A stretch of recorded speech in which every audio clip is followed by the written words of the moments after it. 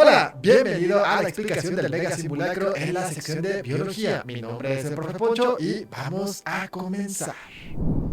Muy bien, comencemos con la primera pregunta en la sección que decía: se encarga de sintetizar las proteínas con ayuda del ARN mensajero. Que como tal, esta parte tiene que ver un poco con el tema de metabolismo celular. Y en las opciones vamos a encontrar mitocondria, retículo endoplásmico, peroxisoma y ribosoma. Y como tal, aquel organelo que se va a encargar de sintetizar las proteínas va a ser el ribosoma, porque prácticamente en la fase donde el ARN mensajero viaja a través del citoplasma para llegar al ribosoma, es ahí donde se va a dar la síntesis de proteína y es ahí donde se va a dar la traducción del ARN mensajero para producir la proteína que tiene albergada en el mensaje que contiene. Por lo tanto, nuestra respuesta correcta sería la letra D, que sería ribosoma. ¿Ok? Descartamos mitocondria porque mitocondria tiene que ver con la respiración celular, que son como los pulmones de la célula. Descartamos retículo endoplásmico porque ese sería como el medio por el cual las proteínas se distribuyen por el citoplasma y por toda la célula. Y descartamos peroxisoma porque el peroxisoma es el que se encarga de producir el peróxido de hidrógeno, que tiene que ver un poquito con el proceso de la digestión celular. ¿Ok? Por lo tanto, nuestra respuesta correcta es la letra D. Muy bien, continuemos con el siguiente reactivo. ¿Qué nos dice? Se encarga de la captación de la luz solar para transformarla en energía química. Muy bien, esto estaríamos hablando, si hablamos de captar luz solar, estaríamos hablando de procesos fotosintéticos. Y en este caso, al menos de todas las opciones, la opción correcta, o al menos la opción que se encarga de captar la luz solar, sería la clorofila, que esto lo vamos a encontrar específicamente en el cloroplasto en las células vegetales. ¿Ok? Descartamos ATP porque el ATP es la molécula energética de todo el metabolismo celular, por lo tanto pues no tiene que ver directamente con la luz solar. Descartamos ARN porque el ARN es el que se encarga de guardar el mensaje para producir proteínas en el ribosoma, como lo vimos en el inciso anterior. Y descartamos glucosa porque la glucosa prácticamente es la molécula que a partir de esta glucosa se va a formar el ATP para los distintos procesos metabólicos. Por lo tanto, nuestra respuesta correcta sería la opción B, clorofila. Continuemos con el siguiente reactivo. Muy bien. Y nos dice: proceso exclusivo de la reproducción sexual. Ok, si hablamos de reproducción sexual, vamos a encontrar que va a haber células específicas o especializadas para la reproducción. Y si hablamos específicamente de esto, tiene que ver con la recombinación de material genético, tanto de los dos progenitores, para crear un ente nuevo. Entonces, si vemos las opciones, la meiosis como tal es la que se encarga de la reproducción de las células sexuales, que como en el caso del ser humano, pues es los óvulos y los espermatozoides. Por otro lado, la mitosis se va a encargar únicamente de las células somáticas, como por ejemplo las células de la piel, las células de la sangre, y pues en general cualquier célula que forme al cuerpo, excepto las células sexuales. También descartamos bipartición y gemación porque prácticamente la bipartición es una forma de reproducción asexual, donde pues un ente se parte en dos y de esas dos mitades sale uno nuevo, como las lombrices por ejemplo, o bien por ejemplo como la gemación, que tiene que ver con que un ser pues empieza a generar como una especie de protuberancia, como un tumorcito, por decirlo así. Este tumorcito o esta protuberancia se separa del cuerpo y a partir de esa separación o de ese pedazo de ese ente nace uno nuevo. Esto por ejemplo se puede ver en las estrellas de mar. Por lo tanto, el proceso exclusivo de la reproducción sexual sería la opción A, que es la meiosis. Por lo tanto, sería nuestra respuesta correcta. Vamos con el siguiente reactivo. ¿Qué nos dice? Identifica la secuencia de bases nitrogenadas en la cadena de ADN. Ok, si aquí tenemos la secuencia de ADN, encontramos que está formada por adenina, timina, guanina, citosina, adenina, guanina, citosina, timina, adenina, guanina y guanina. Y recuerden que en la cuestión de las bases nitrogenadas siempre va a haber complementariedad. Generalmente, en este caso siempre va a ser así. En el ADN, la adenina va a ir adherida a la timina, la citosina con la guanina y así sucesivamente. Entonces, vamos a hacer primero la secuencia que tendría que complementar esta cadena. Por ejemplo, aquí tenemos una adenina, entonces aquí va una timina, aquí una timina, tenemos una adenina, aquí otra adenina, aquí tenemos una citosina, aquí una guanina, aquí una guanina todavía, aquí una timina, luego tenemos una citosina, luego una guanina, luego una adenina, luego una timina, luego una citosina y por último una citosina también. Entonces, de las opciones que tenemos aquí, podemos encontrar que la única que se parece, o de hecho es idéntica, va a ser la opción B. Por lo tanto, la cadena que está formada por timina, adenina, citosina, guanina, guanina, timina, citosina, guanina, adenina, timina, citosina y citosina es nuestra opción correcta porque es complementaria. Por lo tanto, nuestra respuesta correcta es la opción B. Vamos con el siguiente reactivo. ¿Qué nos dice? Nos dice, secuencia específica de bases nitrogenadas que expresan características específicas de los organismos. Ok, en este caso si estamos hablando de bases nitrogenadas, estamos hablando de, pues esto, ¿no? Adenina, citosina, guanina y todo esto. Entonces, esto tiene que ver con el tema de ADN. Ok. Y si hablamos del tema del ADN, si nos habla de características específicas que se codifican mediante bases nitrogenadas, estaríamos hablando de genes, ¿va? Por lo tanto, gen, en este caso es la respuesta correcta. Descartamos cromosoma porque recordemos que los cromosomas son paquetes muchísimo más grandes que en ese mismo cromosoma pueden contener varios genes. Descartamos alelo porque el alelo tiene que ver con la variante que puede expresar un mismo gen. Por ejemplo, la expresión del color de cabello, puede haber un alelo que sea para cabello rubio, un alelo para cabello pelirrojo, un alelo para cabello negro, y estos se contraponen ya sean dominantes o recesivos. Y descartamos mutación porque la mutación tiene que ver con el cambio del material genético que a veces se da por distintos factores y que estos cambios pueden generar pues cambios en el organismo. Por lo tanto, nuestra respuesta correcta sería la opción A, gen. Muy bien, continuemos con el siguiente reactivo. ¿Qué nos dice? Técnica de ingeniería genética que se encarga de la edición del ADN mediante la inserción de plásmidos modificados. Muy bien, si estamos hablando de ingeniería genética, podemos hacer descarte automáticamente con las respuestas, ya que, pues bueno, técnica de PCR sí es una técnica de ingeniería genética, zootecnia directamente como tal, no es una técnica de ingeniería genética. ADN recombinante sí lo es y técnica de CRISPR-Cas9 sí lo es. Entonces aquí ya tenemos tres opciones, ¿no?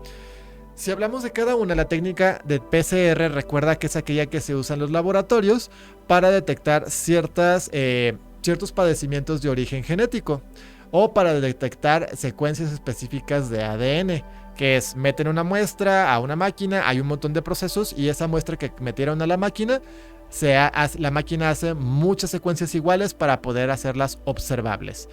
Pero aquí no estamos hablando de edición, solamente estamos hablando de observación. Por lo tanto, la técnica de PCR se descarta.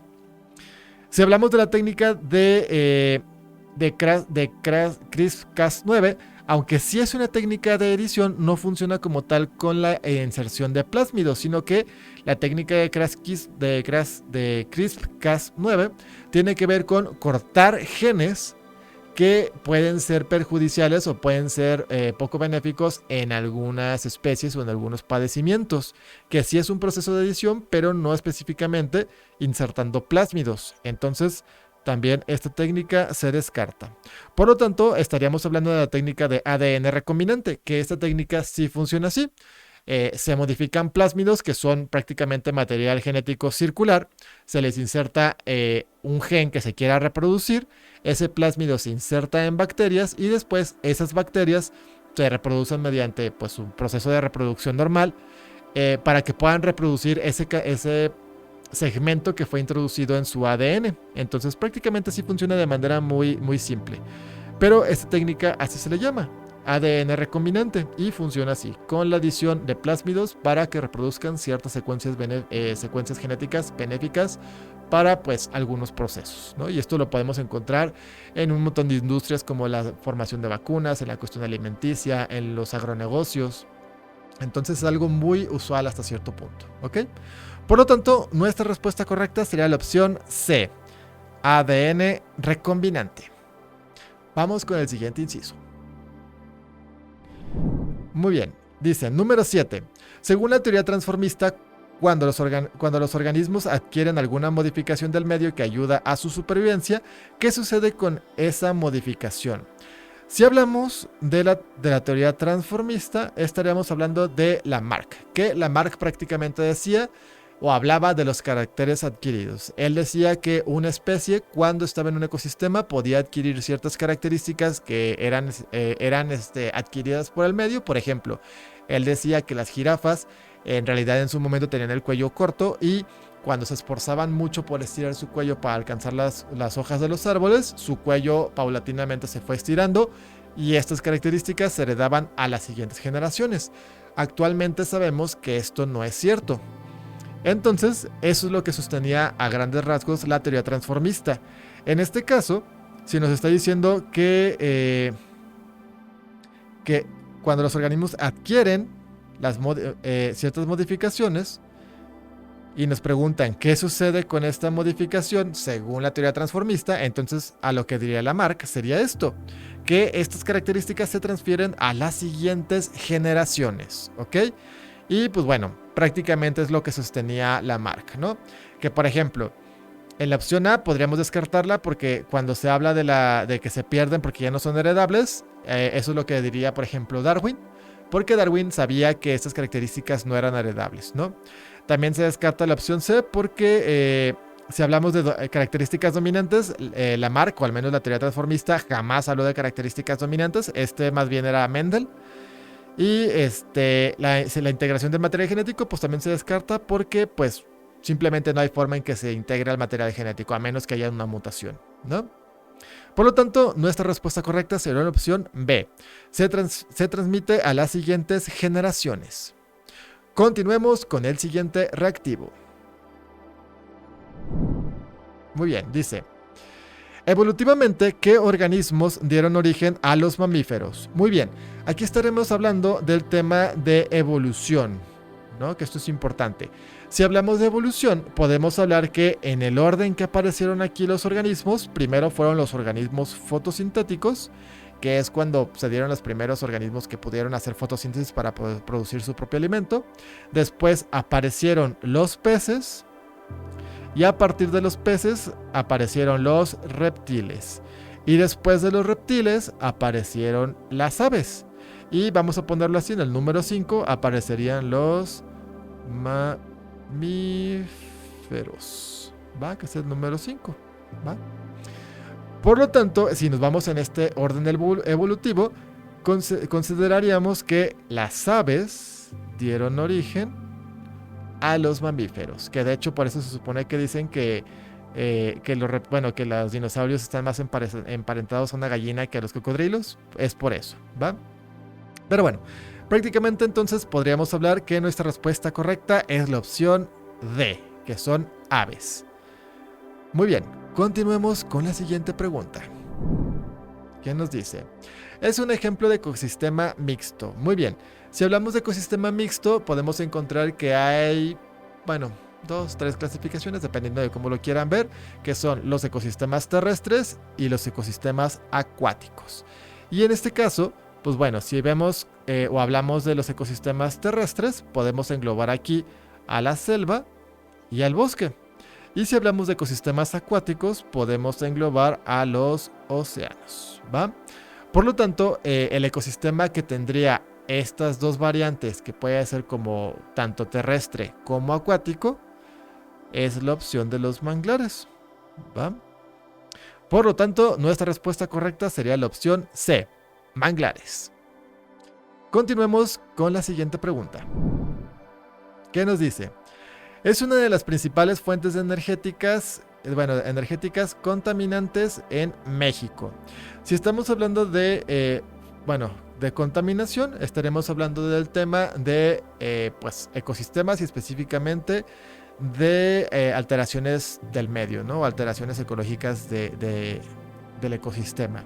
Y en este caso, si hablamos de la más contaminante, pues bueno, sabemos que la eólica como tal pues no genera contaminación, entonces esta se salva. La hidroeléctrica también lo mismo, utiliza el movimiento de las aguas de caudal para generar energía, entonces también esta se descarta. Y la nuclear, increíblemente, por extraño que, o que suene, la energía nuclear, a pesar de que pues ha habido ciertos desastres ecológicos debido a pues, plantas que no han sabido funcionar adecuadamente, la energía nuclear no genera casi residuos y los residuos que generan son muy pocos en comparación a la energía termoeléctrica. Entonces, por lo tanto, esta también se descarta. Y aparte que también en México no es, bueno, que yo sepa, no es muy usual que se utilice la energía nuclear para generar pues energía eléctrica, ¿no? Por lo tanto, nuestra principal fuente contaminante de la cuestión de generación de energía quedaría la energía termoeléctrica, que de hecho es prácticamente lo que utiliza la CFE para producir energía en el país. Por lo tanto, nuestra respuesta correcta sería la opción B, termoeléctrica. Muy bien, hemos llegado al final de esta explicación en la sección de biología. Ya sabes que cualquier duda la puedes dejar en la sección de comentarios. Mi nombre es el profe Alfonso, o Poncho como me quieran decir. Y sin más por el momento, nos vemos en la próxima. Hola, bienvenidos muchachos. Pues ahora nos toca ver la parte de química de su examen mega simulacro. Espero que les haya ido muy bien y recuerden que para esta área que aplicaron vienen siendo 10 preguntas. Ahora, si tú vas a un área diferente, ya sea la 2, que es el sector salud, tienes 3 preguntas más. Pero no nos engorremos y primero trabajemos con esta parte. Muy bien, la primera pregunta nos menciona qué elemento se representa en la primera imagen que tenemos aquí. Lo primero que tú tienes que hacer es contar la cantidad de electrones que tiene en la parte exterior, o sea, la capa más expuesta de electrones. Podrías irte en esta parte, 1, 2, 3, 4, 5, 6 electrones.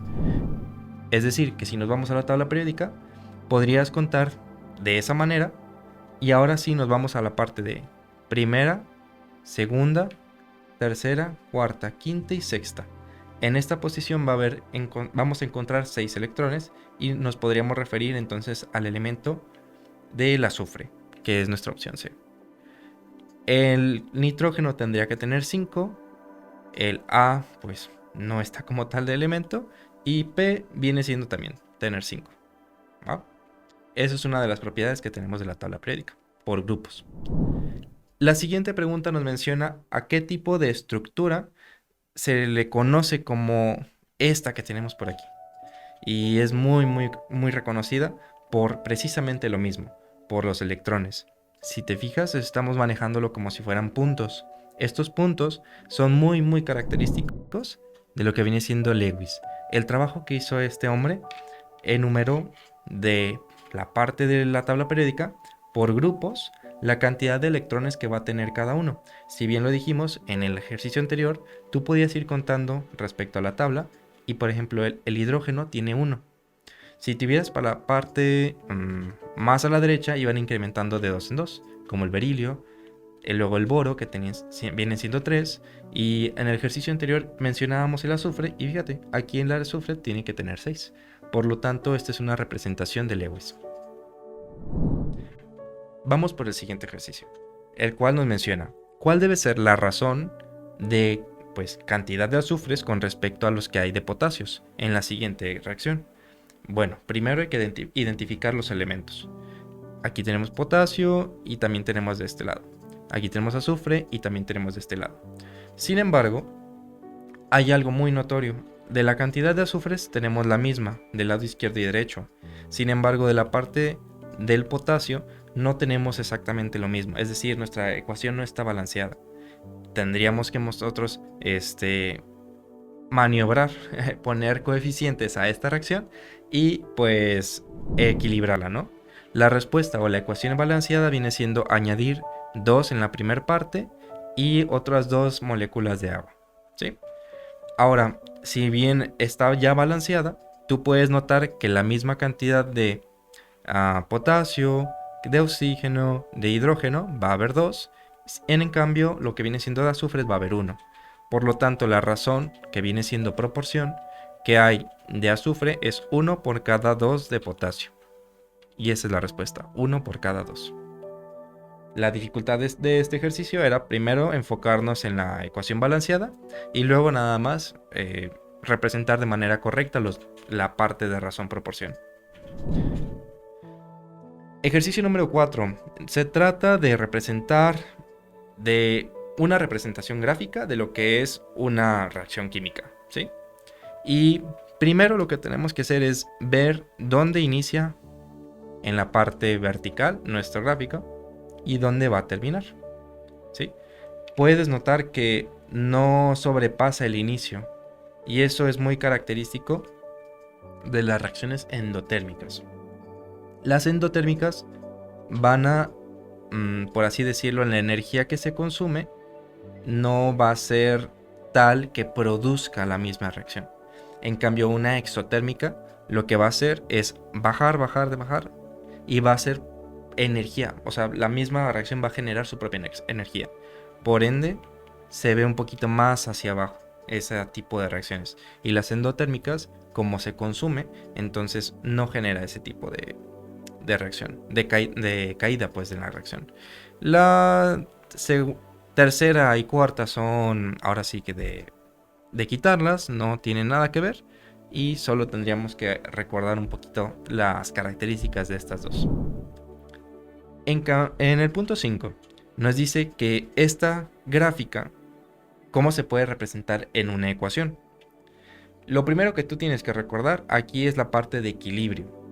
Una ecuación equilibrada tiende a verse así, ¿sí?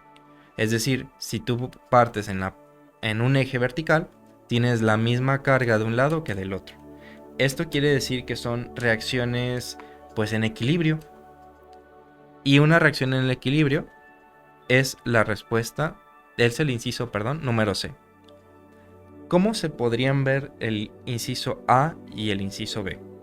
Bueno, para empezar, el inciso A viene siendo una reacción espontánea y el inciso B viene siendo una reacción no espontánea. Es decir, si nosotros tuviéramos un gráfico de esta manera, la A se vería como inicia en este punto y baja.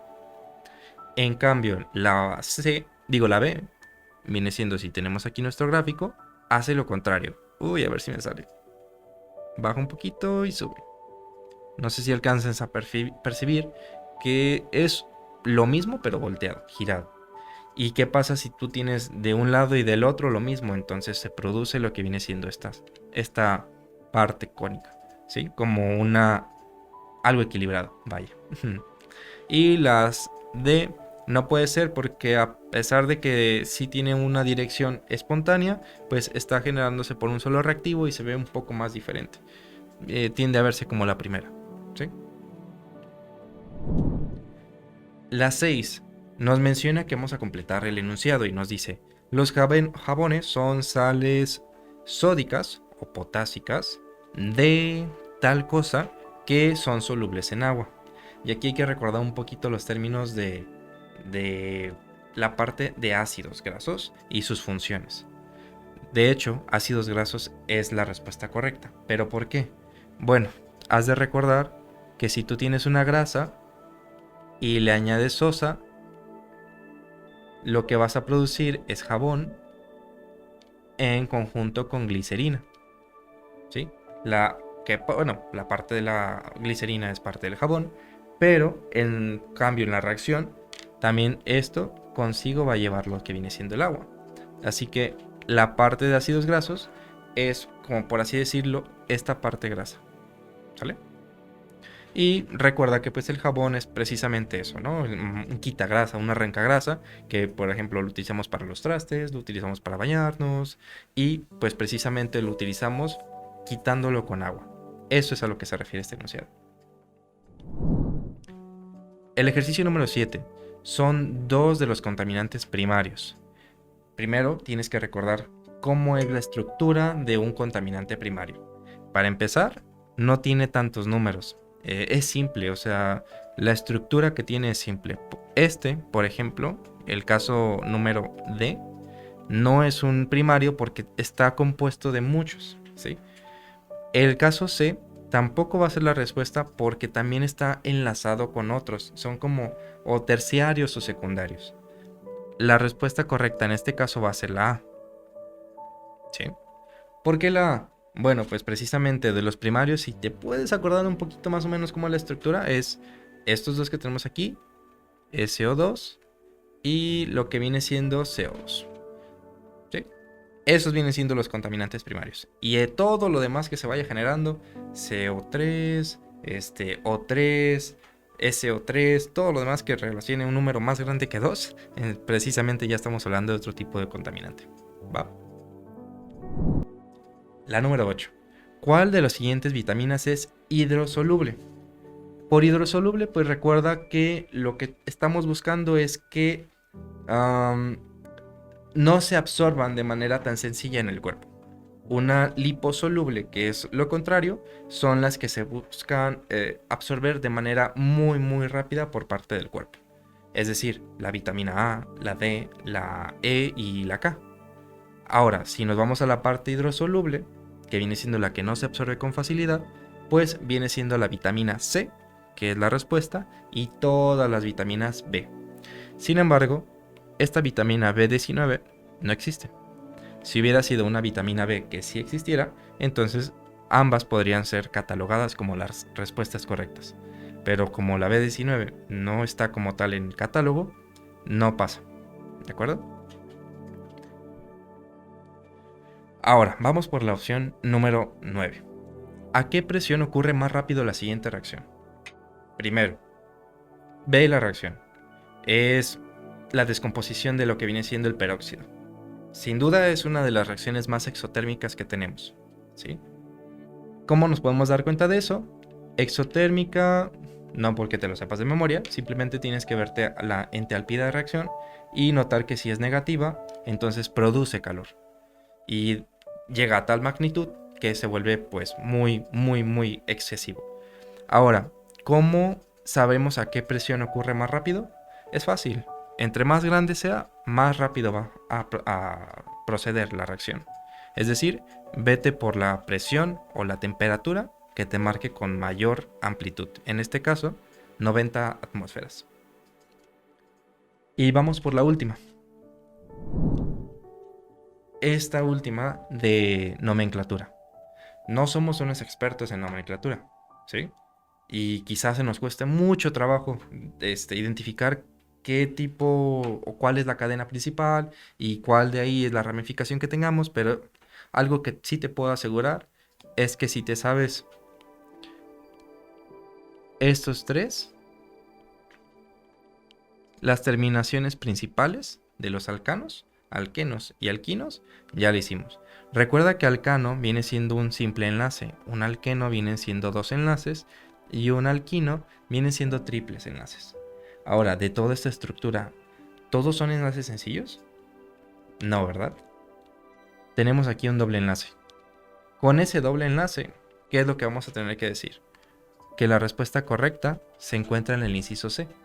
De hecho, si nos vamos a esta parte, ahora sí ya podemos asegurar que esta es la respuesta correcta.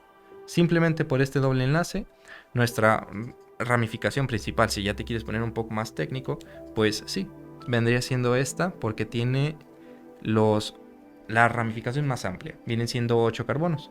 1, 2, 3, 4, 5, 6, 7, 8 carbonos principales. Y si quieres verte un poco más técnico, en el segundo encuentras lo que viene siendo un metil. También en el 5 vienes encontrando un metil. En el 3 encuentras lo que viene siendo un etil, que es este. En el 4 puedes encontrar un propil, que es este.